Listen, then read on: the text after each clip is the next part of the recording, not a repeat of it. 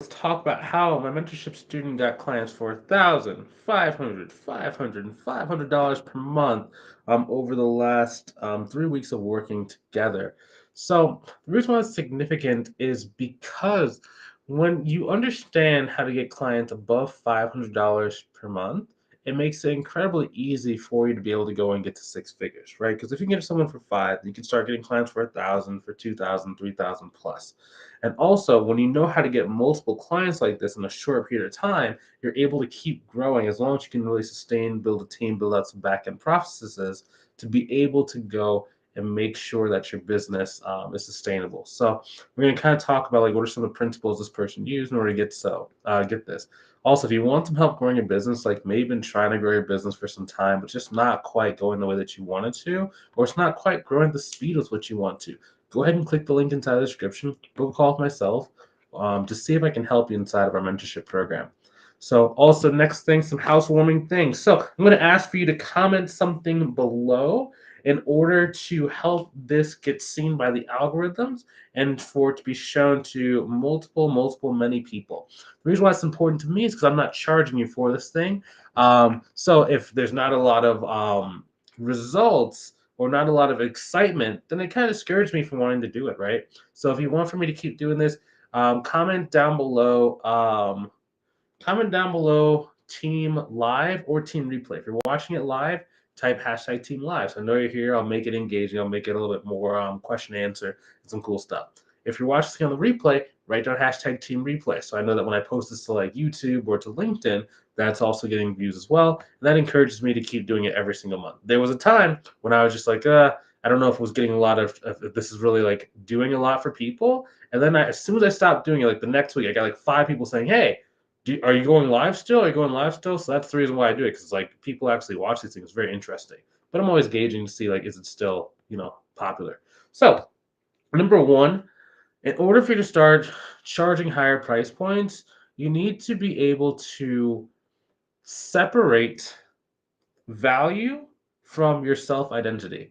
So, one thing that I really struggled with when I was first getting started was a thought that if I charged more money, then people would get mad at me. Number one, because they would think I was like price gouging them, or number two, because then they would not really think that I was worth paying that money, so they wouldn't want to pay me that money.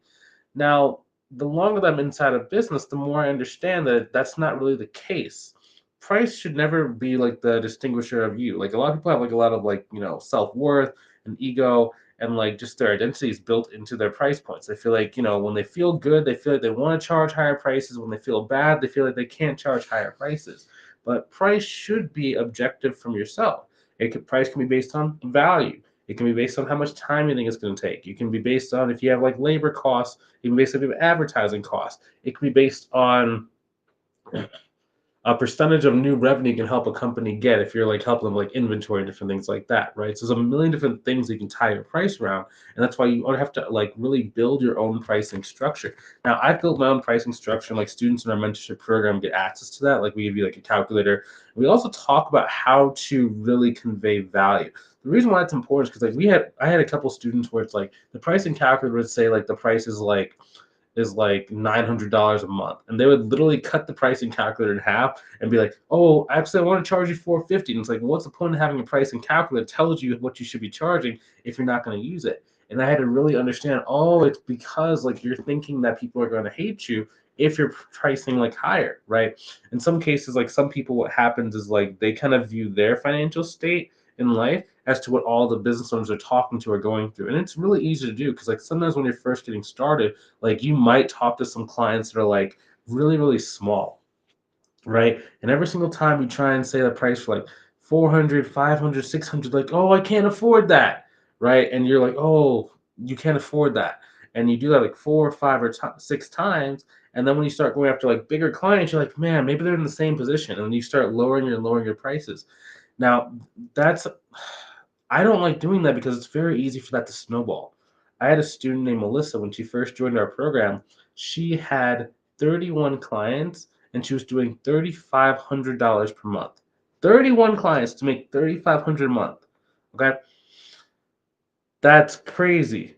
But it wasn't like she intended to do that. She didn't wanna, like, be having 31 clients and still working a full-time job, right? But, along the way, people would come and they'd be like, they kinda play the violin. You ever watch? There was a show called SpongeBob, right? And there was like Mr. Krabs was playing this violin where whenever someone would say like they didn't have money or like some kind of like weird thing. And like in a lot of cases, like yeah, you should have empathy that people like maybe they can't afford to use your service at those higher price points because maybe they're new.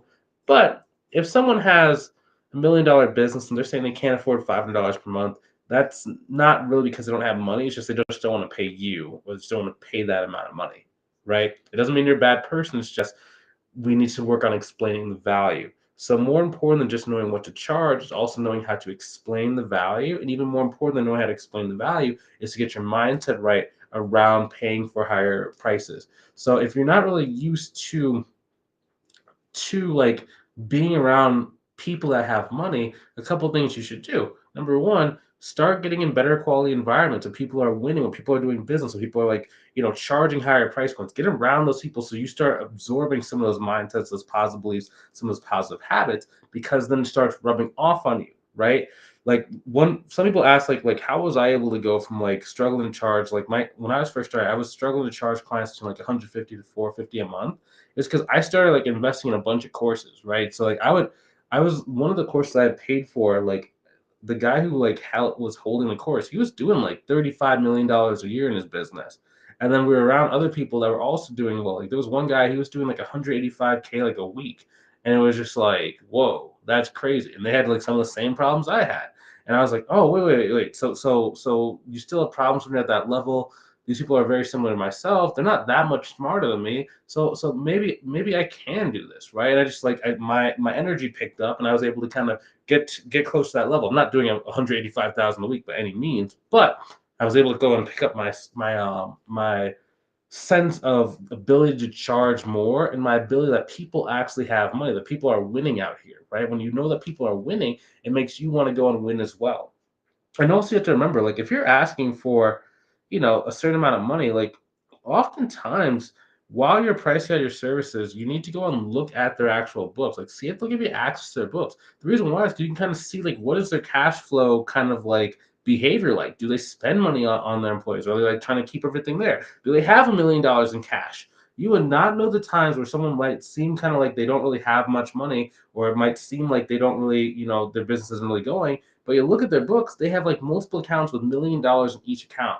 That's what one of my students was. We were talking about this the other day. He's like, yeah, this guy has $3 million in this account. He has $5 million in this account. He's about an extra $300,000 in this like this other account. So it's just like, yeah, people have money. But he's like, the way he was talking when he first got started, like he didn't really make it seem like his business was doing that well. And it's just like you just can't judge based on that. So you have to make sure you have something that's very objective. That's why I like using a pricing calculator, because it's objective.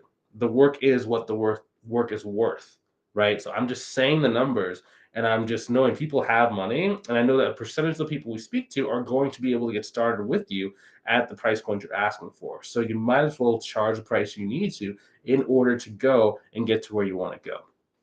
Okay, because the more that you charge and the more accurate you charge, the less clients you need to go and get to, 5K, 10K, 12K, 25K, right? Versus if you get a bunch of small clients, it's like it takes you forever to be able to actually like build any traction. You never leave your job, and like you're still there, like 10 years later, still like with a couple of clients that are not paying you much money, right? The number one key is get your pricing right. Number two is sales. Okay, so I'll make sales a little bit simple. So whenever you're doing a sales consultation call, I prefer to have a script. But if you don't have a script, then two things you can do: go find a script. Like we can give you a script. We've inside of our program. But if you don't have a script, what I like doing in the past, I like having like a 3x5 note card. So on my 3x5 note card, I would have sections that I would basically like try and check off. So imagine it's a 3x5 note card, right? Just a little note card. I would have one, two, three, four, five different spots you have to go through in order to make sure that you're hitting all the points possible. The reason why I had to do this is because like sometimes what would happen was I would work with students and like they would be adjusting to our new sales script. So they kind of go back into like their old habits, right? So they kind of like do it, but they would forget certain things. They wouldn't say certain things, and it'd be a little bit harder. So they had to like learn how to do objection handling. So to make the call easier, we divide it into 5 sections. So number one is your Q&A, right? So this is when you're actually getting like the fact finding, the background, right? It's also we're trying to determine the urgency, the pain, and the consequences of the person not getting started and actually like fixing the problems they have at hand. The second thing is I'm looking for what services I need. So first, I'm looking for the problems, the pains, and the emotions, right? Then I'm looking for what services do they need because if they don't have the right emotions or they don't really care about this stuff, there's not really that much point in going forward with a call because they're not going to buy anyway, no matter what price you do. I prefer to kind of at the stage of the game I'm at. I really like doing calls with people that are serious. If someone's not serious, it's like I could be doing something else. I could be going for a walk. I could be going traveling. I could be on a plane someplace. Like, why would I want to, work with someone or talk to someone who isn't interested in doing anything, right? So I'm always thinking about that. So I'm looking, do they need cleanup? Do they need monthly services? Do they want monthly services? Do they need payroll? Do they need for me to do like some consulting for their team? Do they need me to set up their QuickBooks? Do they need me to do invoices, AP, AR? Like what service do they need, right? Now I'm always thinking in terms of like 3 steps. I'm always thinking like, do they need a cleanup? Do they need monthly? And then like, do they need like something like add-on or additional services?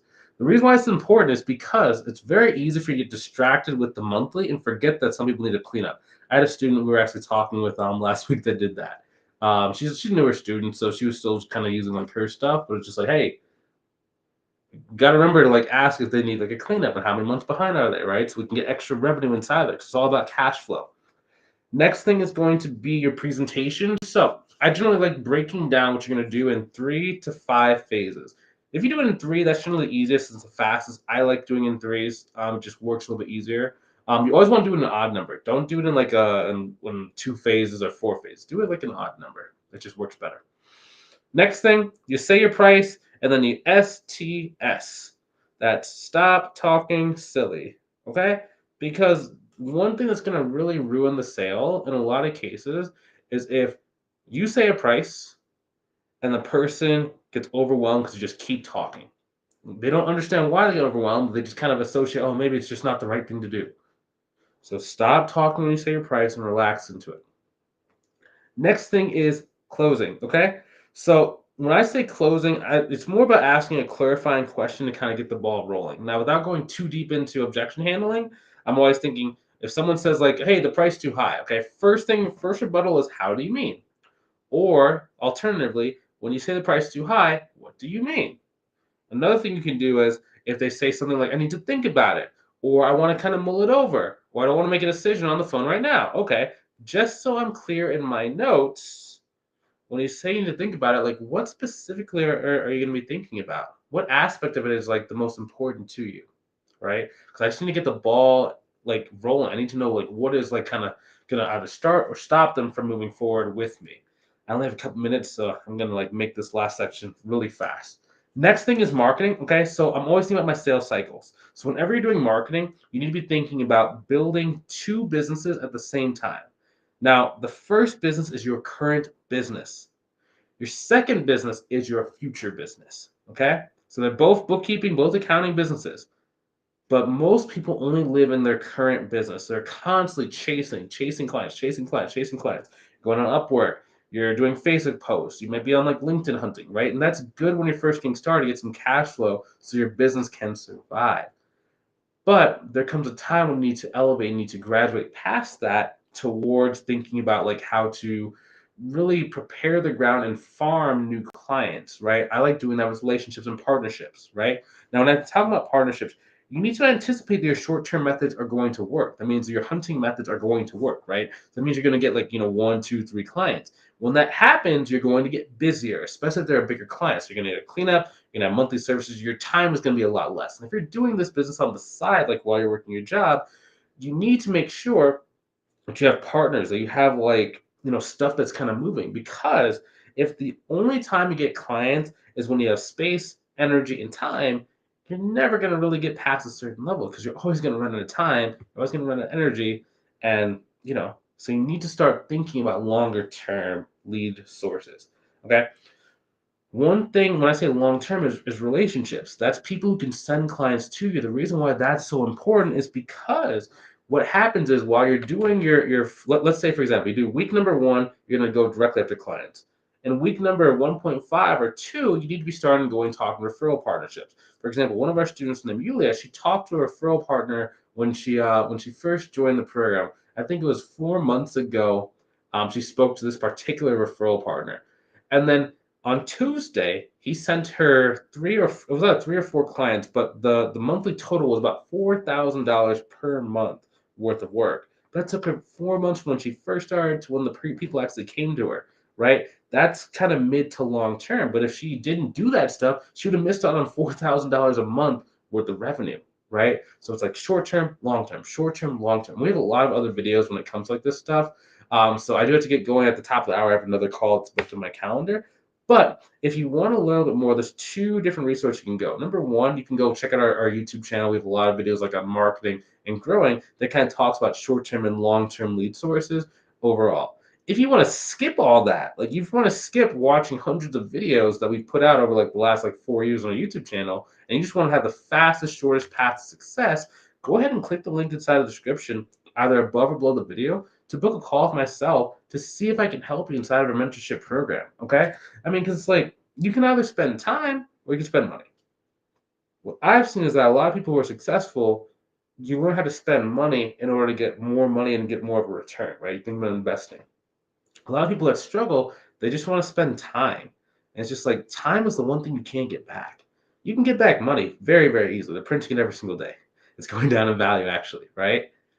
Or you can spend your time and like you're gonna get older, miss out on certain things, just move. Like there's in my opinion, there's no really reason why you should spend time. Spend money. Get the shortcut, go get the proven process, the templates, the things that are in place to make sure you can move forward faster. Okay. So you don't have to take that chance of what if it doesn't work because maybe you don't know what you're doing and you end up giving up. Okay. So if that's you, if you want to see if we can help you out, go ahead and click the link. I'll talk to you soon and I'll see you inside in the next video. Take it easy.